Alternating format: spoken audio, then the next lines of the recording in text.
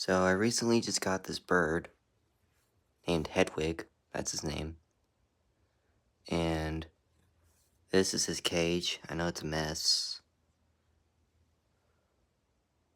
I gotta clean it today. So, the reason why I'm making this video is because I need to know some more ways to interact with him, because I'm still trying to get used to it. He's my first bird I ever had.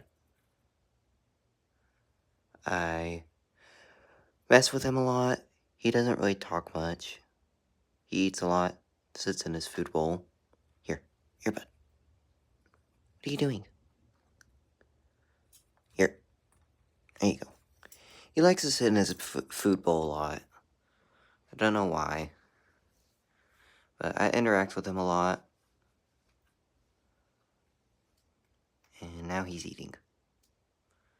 But hopefully y'all guys can help me out with some things, give me some ideas of what I can get him, because he's new, I don't know. Well, that's why I'm making this video. Thank you.